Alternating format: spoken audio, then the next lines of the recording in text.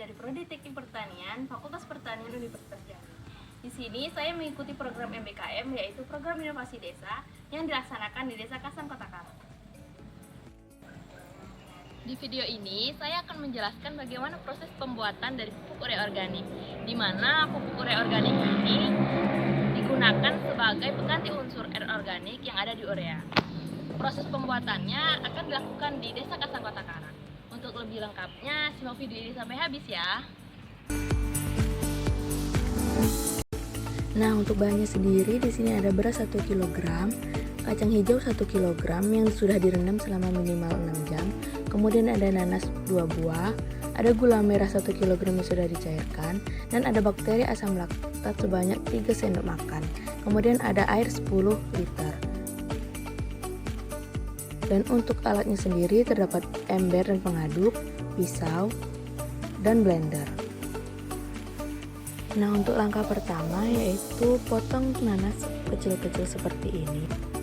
Nah, langkah selanjutnya beras dan kacang hijau serta nanas digiling halus menggunakan blender, kemudian dimasukkan ke dalam wadah atau ember yang berisi air sebanyak 10 liter. Nah, kemudian tambahkan 1 kg gula merah yang sudah dicairkan dan 3 sendok makan bakteri asam laktat. Kemudian diaduk dengan menggunakan kayu atau bambu agar tercampur rata. Nah, jika semuanya sudah teraduk, selanjutnya wadah ditutup dan disimpan di tempat teduh dengan suhu kamar. Lakukan fermentasi selama 7 hari.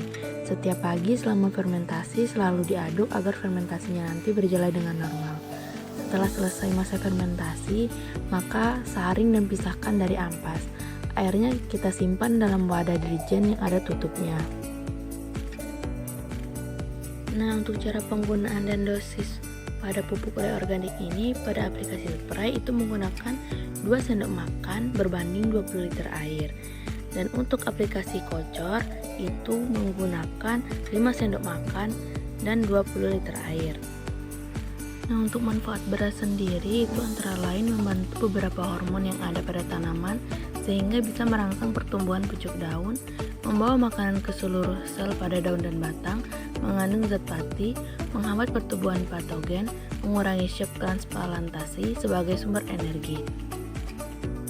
Nah, untuk manfaat kacang hijau sendiri itu selain memenuhi kebutuhan konsumsi rumah tangga, juga membantu menyuburkan tanah. Tanaman kacang hijau bisa meningkatkan nitrogen dalam tanah sehingga tanah tetap subur, dan bila tanaman lain dibudidayakan di lahan yang sama akan tetap mendapat hasil yang bagus. Nah, untuk manfaat buah nanas ini memiliki kandungan gula dan protein serta nitrogen yang cukup tinggi. Kandungan tersebut sangat baik untuk pertumbuhan vegetatif tanaman. Nah, sedangkan bal ini memiliki manfaat untuk makhluk hidup, yaitu memperbaiki imunitas manusia, tumbuhan, binatang, dan juga sebagai pembedah tanah pada lahan yang rusak, tidak sehat, atau mengalami disfungsi biologi. Selain itu, juga digunakan sebagai pengurai bahan organik yang sangat kuat dan membantu mempercepat penyerapan nutrisi pada tanaman dan juga mengurangi penggunaan pupuk. Gula merah ini merupakan sumber glukosa yang berperan sebagai sumber makanan bagi mikroorganisme. Dalam pembuatan POC, juga dapat menggunakan gula pasir maupun jenis gula lainnya. Jika menggunakan botol 1,5 liter, gunakan 1/4 dari 1 biji gula merah. Nah, inilah bentuk pupuk urea organik yang sudah difermentasi.